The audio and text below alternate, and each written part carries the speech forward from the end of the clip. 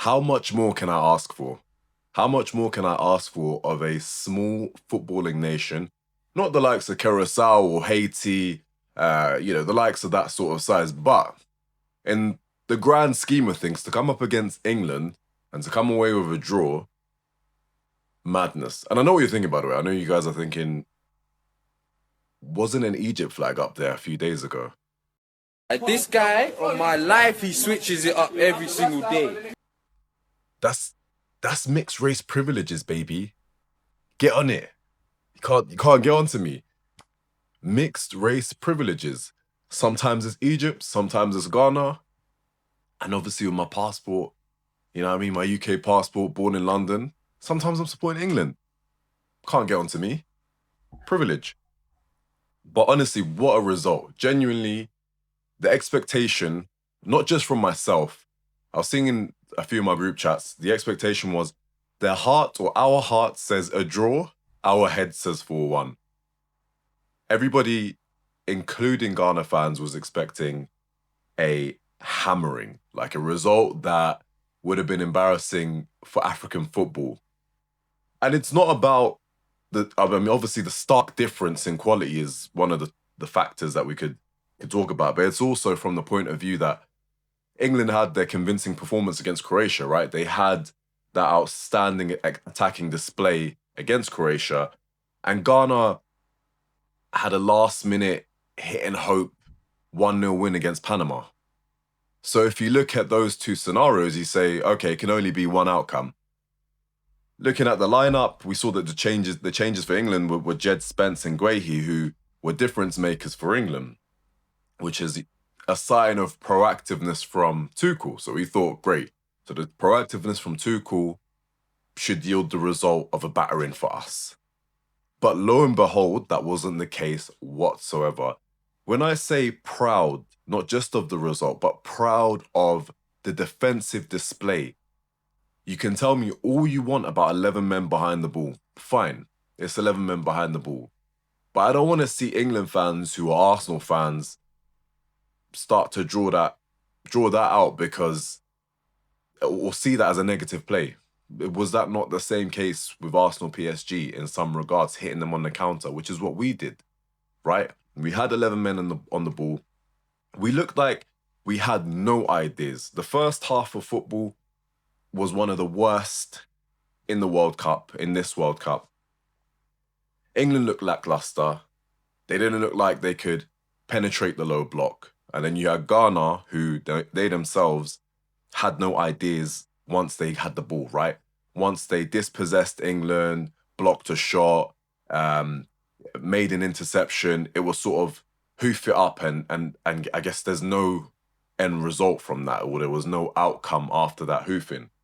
Second half, I feel like Cura said, right, you're not going to have the opportunity to play football. There's not any tactical outlet we can go for that we can do against England. But he's also identified that England have no chance at penetrating the low block. He's identified that. And as a response, he's probably said to the players, just get the ball up the pitch. Semenyo, attack the space. Just go, run. And there was some trouble caused. Guehi's not the best at recovering, and neither is Konsa. They're not recovery centre-backs. So it only made sense to go through one route, and that's fine. Route 1 football's fine. It's for who says Route 1 football can't bring something to the table? It can. Absolutely it can. But I was in a fan zone or at a screening, right, for the England-Ghana game. It was myself and another Ghanaian, just two Ghanaians, and it was about maybe 30, 40 odd England fans, right? A little small room. When I say I screamed as soon as the full-time whistle went, I jumped up for joy. Do you know how gassed I was? And I have every right to be. One major talking point is the shout for a penalty, right? There's no politics. Let's not mix anything up. It's as simple as it should have been a pen. It should have been a penalty. You can see Konsa's gone in with 2 feet, and he's actually off the ground. Off the ground, no contact with the ball. took out the man. But for me, what was the issue is that the Ghanaian players didn't make a fuss about it. There was no urgency to get VAR to check it. There was, sorry, not even any urgency. There was just no desire whatsoever. It's as if they're so used to having such tackles in African football. It's like it's just another day. On the contrary, what he should have been doing is rolling around. He should have been rolling around, making a fuss. Where's the captain? Where's the captain? Captain should be in the ref's face. More so of a disgrace is having VAR themselves not review it. Any incident within the penalty box needs to be reviewed. So why is nobody reviewing it? Why has no one said, as per the rule book, we need to take a look at that? That's corruption at its finest. But corruption it's not new in football, right? We see corruption in countless games, whether club football or international football. It's always there, right? So that's nothing new. But again, we could have come away with a win. Could have come away with a win. That's that, and I guess you could say the Nico O'Reilly chance at best were the closest goal scoring opportunities, if we can count the VAR shout as a goal scoring opportunity. But by all means, it should have been 1-0. Are you crazy? It should have been 1-0. But getting on to England, right? Because it's no secret that I am following England closely. Obviously, Egypt and Ghana are in the competitions, but I still need to follow and see what these guys are doing. Yeah. I've always said, at least once in my lifetime, I would love to see England win a major tournament. The scenes would be mad. Whether Euros or World Cup, whatever it is, I'd love to see it. It's the consensus amongst the England fan base. Gordon's not meant to be starting. Madueke had a poor game. I don't think he should be withdrawn. I just think he had a bad game. And I'm not Madueke's biggest fan. By all means, I'm not his biggest fan. But I think he deserves another chance.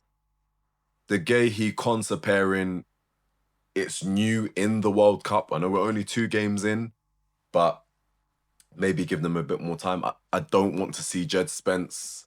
I don't think Jed Spence should be playing left back again. It brings into question, should you have brought Lewis Hall? Maybe. No, definitely. I'm not even going to say maybe. Definitely. An out-and-out quality left back. And you've brought Livramento, who's now withdrawn from the squad, and brought in Chalobah as a replacement. Declan Rice looked tired. Declan Rice looked so tired. And we keep saying that. It's not an excuse.